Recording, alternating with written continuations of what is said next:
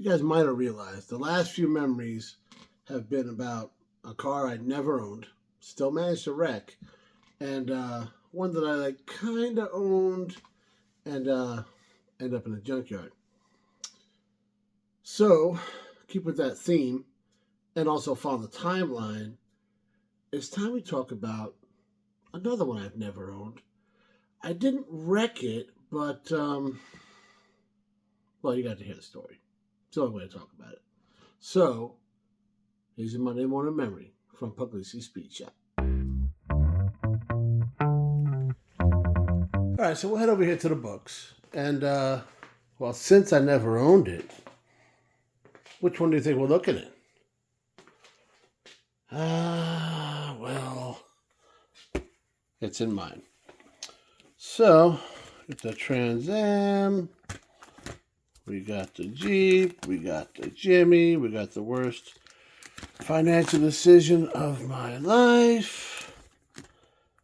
We got the Zephyr. And then we got this guy. There's a young Chaz waiting to... Well, he definitely wasn't old enough to be doing that, but apparently had a couple bad habits back in the day. Besides the jean shorts. What are we working on here? That's my buddy Josh owned that. It's a 1976 K5 Blazer. / monster truck, if you notice. What's going on there. All right. So if you're going to understand the story at all, I got to tell you about my buddy Josh first. We're going way back, 1995. I check on board the USS Tarawa, and they said, it's just you and another guy in the hydraulic shop. He's on leave, so you're going to muster with this other shop until he gets back. Well, he's supposed to be back the next day, so I go by the shop just to kind of see what it looks like. I hadn't even been there. So I go in, and there's a desk. If you're on a ship, these shops are not big, right? So there's a hose burst machine, a hose cutoff. So that's because the hydraulic shop, right? So we can make lines and all that. So you got all that stuff in the front room. And there's a desk there. As I walk in, there's Josh. I don't know it's Josh. I see a guy with a goatee, real long hair, playing the guitar with the biggest dip in I've ever seen in my life, right? And I'm like, this can't be the guy. Freshly turned, actually, he's still 20. Man, we were young. Anyways, this is Josh. He's just coming off leave. He's from Boston. His accent's crazy. He's 100% Irish, so he likes beer, whiskey, and the Bruins. That's what's up, right? So we got to talking, hit off pretty well. So, all right, cool, man, see you tomorrow. I come in, this guy, you wouldn't even know he's in uniform. He's shaved, but he's got on, we wore ball caps for our dungarees back then. And he's got the most broken in hat you've ever seen. Like, it's not military service, for sure. He has a windbreaker on from the ship that's not a uniform thing. He don't care. And nobody stops this guy. He's just like, does what he wants to do. And I'm like, I get on board with this guy. So we have a whole bunch of fun for a couple of years. We make a couple deployments. Actually, it was after the second deployment, I think. Yeah, we got the second deployment. Now, between then, he was the guy on my couch for a little while. He was always my LPO, which is leading petty officer. But we all just partied. It was San Diego, the 90s, like Tijuana was open whenever you wanted to go. No passports, no nothing, just get after it, right? And we did. So I said, we made the cruise 96, we make another deployment 98. By this point, me and Megan are married. We got an apartment and stuff. And we're trying to settle down. Ish. Josh always loved Jeeps. He wanted a Jeep so bad. Especially San Diego, you cruise around top off. That's what you do. He wanted an old Jeep. A little pricey. Especially San Diego, they don't rust, right? So The value stays up there, and everybody wants one because of the beach and all that. So he says, man, you know what I'm going to do? I'm going to look at a Blazer or a Bronco.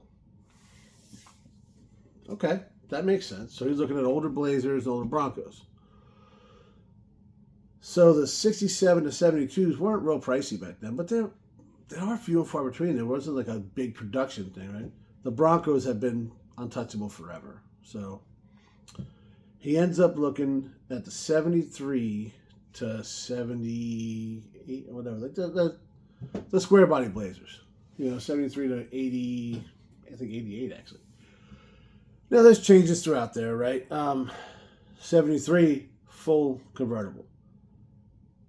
Kind of hard to come by again because everybody wants them. Prices are, even back then.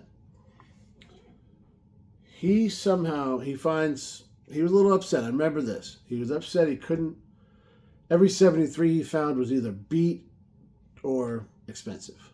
He picked up this 76. Now that was the first year that it had the top just over the driver's and passenger seat. And it was a roll bar factory. They tried to make it safe. Probably a good idea. So that was the first year of that. I think that's why it was a little more affordable. As you see, this thing was up there. It's got the Rancho. Show a little picture right here. You can see the Rancho dual steering stabilizers. It was on 38s. If you can kind of see where this hood was on me, and I'm 6 foot. I might have been a lot skinnier, but I was 6 foot then. I still am. I don't think I shrunk yet. Anyways, it had a 350 in it, automatic. The guy put some work into it. Like I said, the Rancho was the thing back then. In the 90s, if you had Rancho suspension, you were doing things, right? I don't know how much lift it had. All of it is what it seemed like. And like I said, it had to be 38s. So like Swampers or Boggers or some kind of crazy, like super aggressive tire that was not needed on the road. But that's what you wanted to have.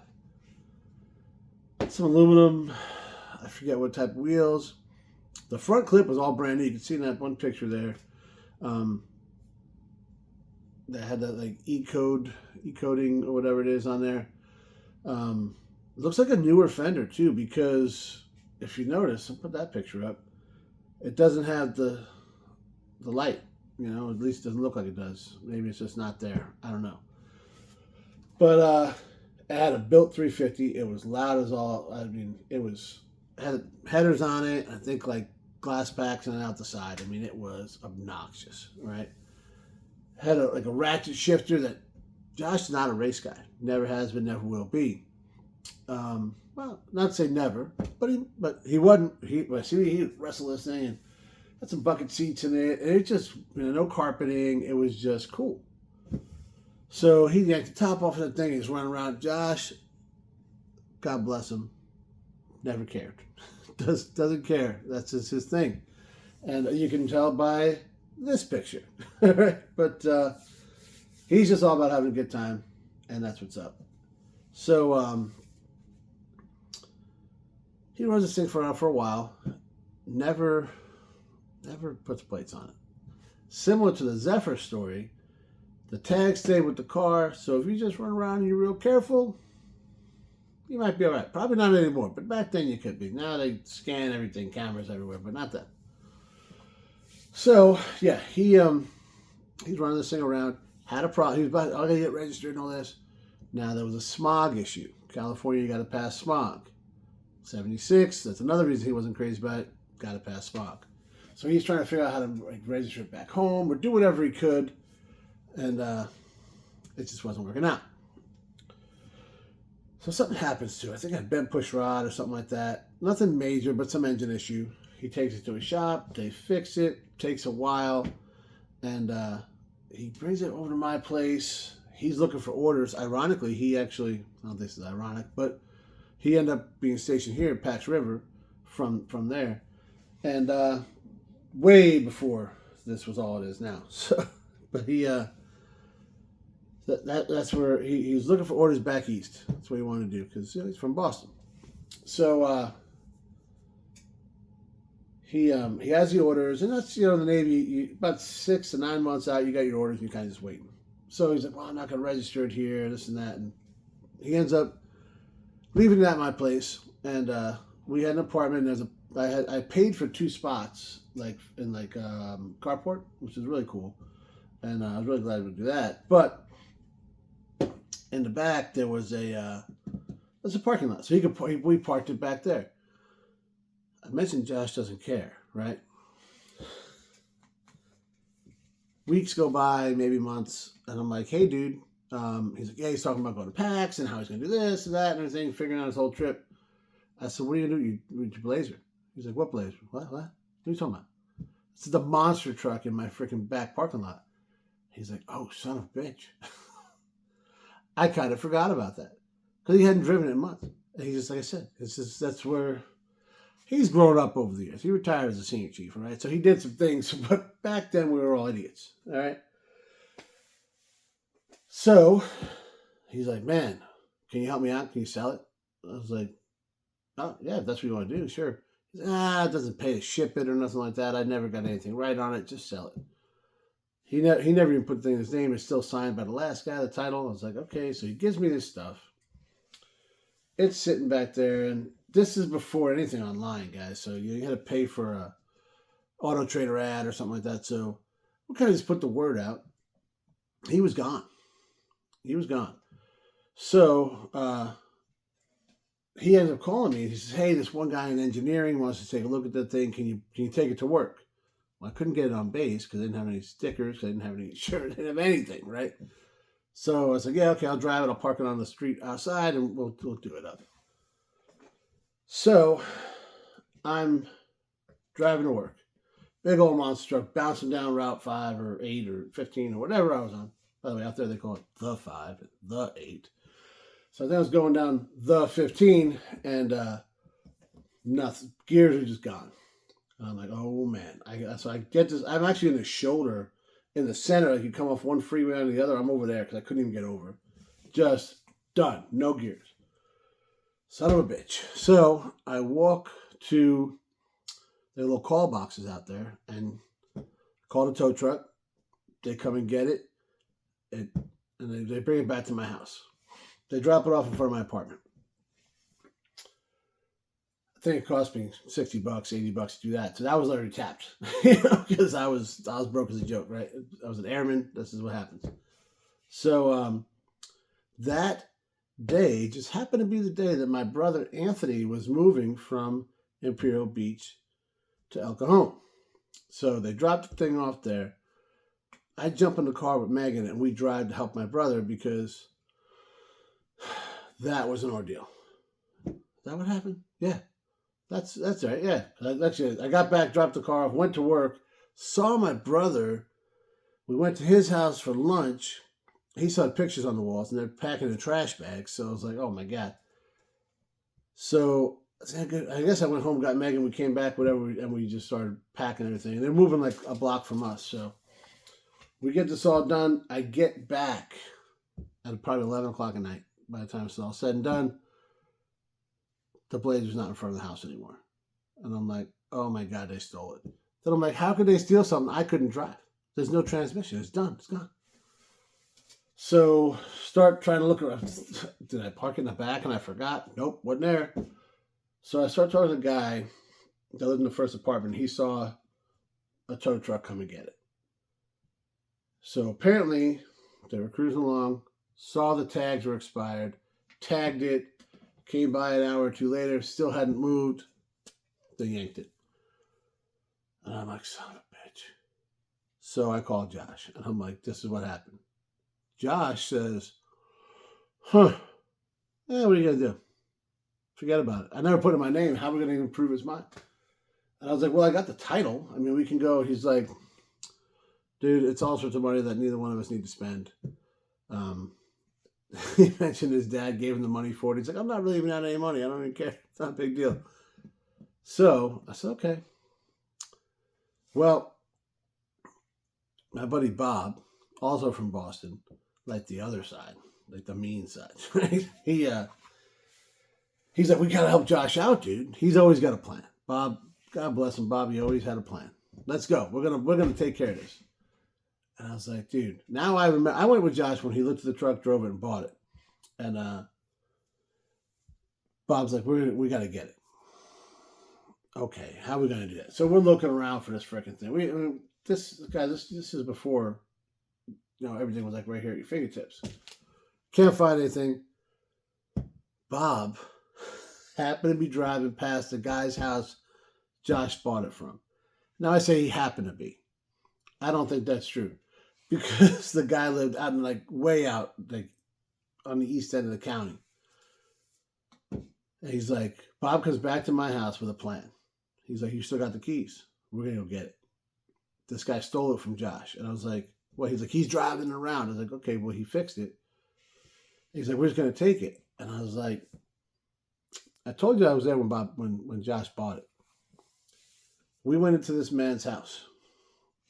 He had trophies the size of me. Him breaking boards in half, kicking the people in the head, and all that. Guy's like a 3rd-degree black belt. I'm like, Bob, Josh doesn't care. I'm not getting my ass handed to me by this guy because you got a great idea. He was all about it. We never did it. I finally talked some sense into him. Josh talked some sense into him. And I think we all learned a valuable lesson. A couple of them. Number one, make sure you can register something when you bought it. Like, if you can't pass smog and all whatever it is, have a plan. We didn't have one. Don't drive around with no insurance and tags and all this. How we didn't get caught any of those times we did it. Well, somebody was like, somebody's looking out for us, right? If your vehicle breaks down that you're driving illegally, don't leave it on the street for hours on end, because your brother doesn't have the best planning for his packing. And if you are going to do that, be prepared to lose something.